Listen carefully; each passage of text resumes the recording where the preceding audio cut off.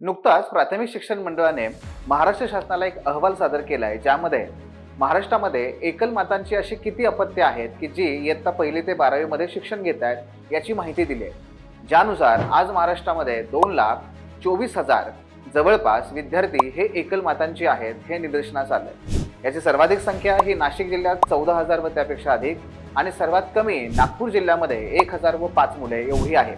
मित्रांनो, उल्लेखनीय हे आहे की 2011च्या जनगणनेनुसार महाराष्ट्रामध्ये 54 लाख महिला आहेत की ज्या एकल माता म्हणवल्या जातात। मित्रांनो, एकल माता म्हणजे नक्की कोण?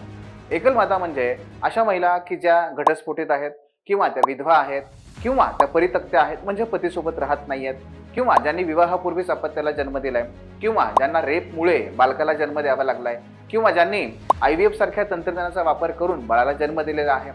मित्रांनो, हे भारतातलं पहिलं सरकार आहे की ज्याने ट्रान्सजेंडर म्हणजे तृतीयपंथीय आणि सेक्स वर्कर्स म्हणजे वेश्या व्यवसाय करणाऱ्या महिला यांना सुद्धा एकल माताचा दर्जा दिलाय। कारण या सर्व एकल मातांची स्थिती आर्थिक आणि सामाजिक अत्यंत दयनीय आहे। मग अशा महिलांच्या अपत्यांना कुठेतरी शिक्षणासाठी मदत करता येईल याकरता म्हणून ह्या प्रकारचं सर्वेक्षण करण्यात आलं।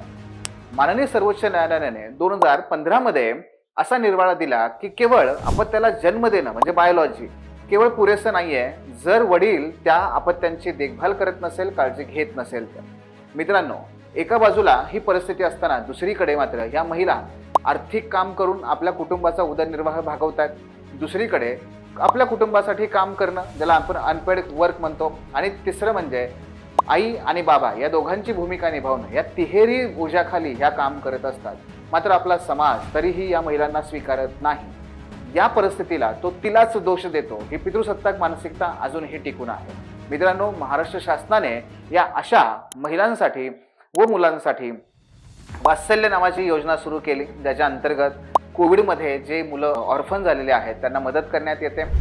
लाडकी बहीण योजनेच्या अंतर्गत देखील मदत करण्यात येते आणि अशा पद्धतीने हे प्रयत्न होत आहेत। पण तरी सुद्धा आपण हे लक्षात घेणं गरजेचं आहे की या महिला मोडकळीस आलेल्या कुटुंब व्यवस्थेमुळे निर्माण झालेली परिस्थिती नसून हे उद्याचं वास्तव आहे, जे आपण लवकरात लवकर स्वीकारणं आवश्यक आहे। धन्यवाद।